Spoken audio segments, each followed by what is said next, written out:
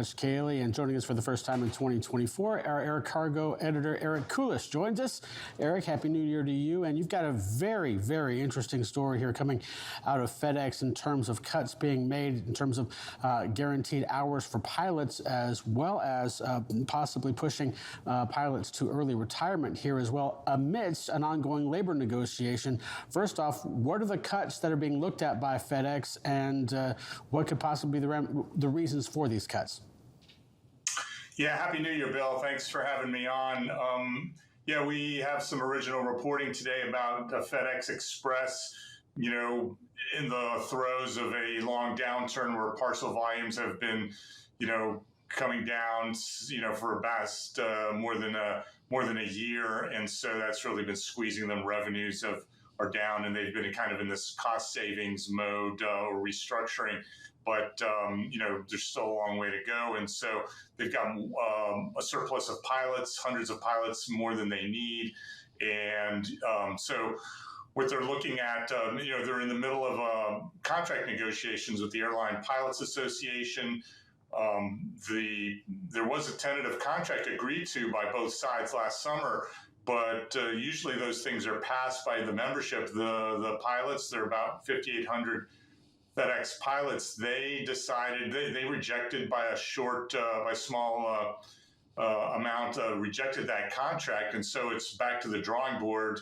And today they start a new round of negotiations, and so because of that, it's kind of limited to FedEx's ability to do some changes to its pilot ranks or offer early retirement. So for the time being, they are cutting back the minimum guaranteed hours that these pilots get. Let me explain how the pilots typically work.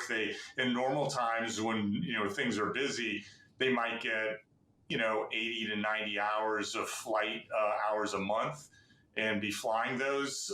But the contracts call for minimum guarantees. And right now that guarantee is about 68 hours. So most of the pilots are down to that level. They may not even be flying 68 hours. That's just what they get credit for, whether they fly or not. So FedEx is, losing money in some of these cases because there's a lot of pilots kind of not, sitting at home a lot. But now FedEx wants to kind of take that minimum guarantee level down another 8 hours or so. And they also are looking to, once they have a contract in place, to offer early retirement and hope that, more than 400 pilots take an early exit package, which they say will save $100 million. And by the way, I should say we know all this through some inside sources and internal communications that were shared with Freightwaves. So, Eric, of course, FedEx has been dealing with this kind of downed market. The depressed air cargo market's been going on now for a little bit about 18 months. They're also now having to struggle with losing a chunk of their work to the U.S. Postal Service. Can you explain what's happening with that situation and why that is now impacting the decision to cut these hours and potentially cut these personnel?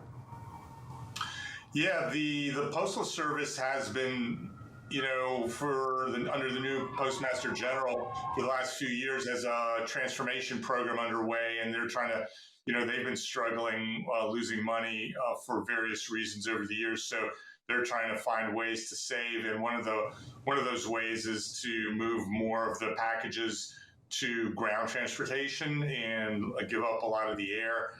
Air is more expensive, and so FedEx is caught in that. And so in the last year and last quarter, that helped affect some of their revenues, and that is likely to continue. The current contract expires at the end of September, and so there's a high level expectation FedEx will lose some more business. And one of the FedEx execs that we have quoted in the internal communications said about 200 to 300 more pilots will become, excess at that point, and they'll have to either juggle everyone's flight schedules to balance it out, and that means less hours for everybody else. Eric, do you have any idea how this is playing out in terms of the labor negotiations when this news comes out about pilots obviously getting cut in the minimum number of hours, as well as seeing possibly some go into that early retirement phase, as you mentioned? That's got to wreak a little bit of havoc on how they approach this labor negotiation, correct? I mean, you would think so. I mean, the pilot, I don't know whether the pilot's strength of a bargaining position right now is a little, up in the air because a year ago or more, there was huge demand for pilots in the airline sector. The passenger airlines were trying to retool coming out of the pandemic, rehire a lot of people that had been laid off. And a lot of the regional airlines were facing severe shortages. So, you had more options to go to other places, but now the pilot ranks in the passenger airlines have been kind of filled, and the economy, the freight market has turned down, as we talked about. So there's less leverage, not to mention the fact that you've already turned down a contract. So FedEx, is maybe less reluctant to up the offer. We'll just have to see how it all plays out. But,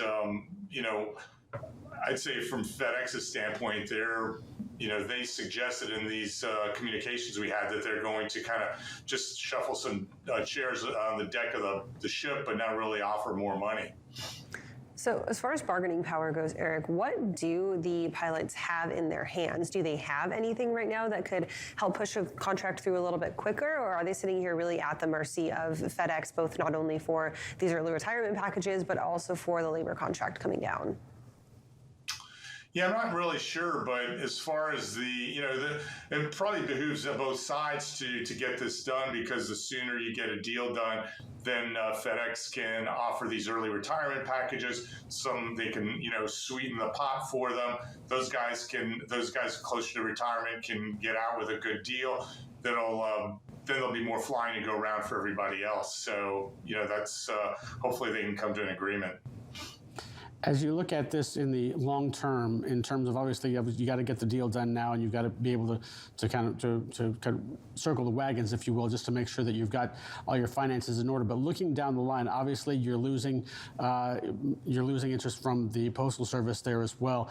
Is this more of a long-term fix with things that are possibly coming in the future, as opposed to simply getting this done right now? Yeah, I mean, this all plays into like the larger picture of the downturn in cargo, but these types of things are cyclical. So, cargo volumes are expected to go up maybe by the end of next year in a significant or material way, and e-commerce will pick up again.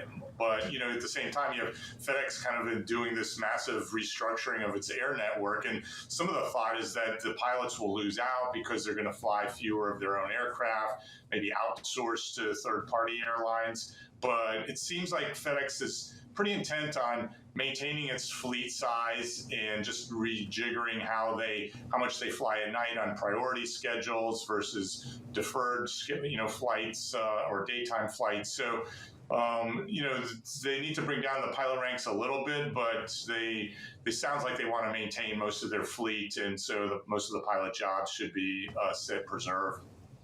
It's going to be interesting to see how this unfolds. And of course, for the pilots, hoping they find that contract sooner rather than later. Eric, thank you for joining us this morning. We will keep up with you as this develops. All right, we'll take a short break and come back with more Freightwaves Now after this.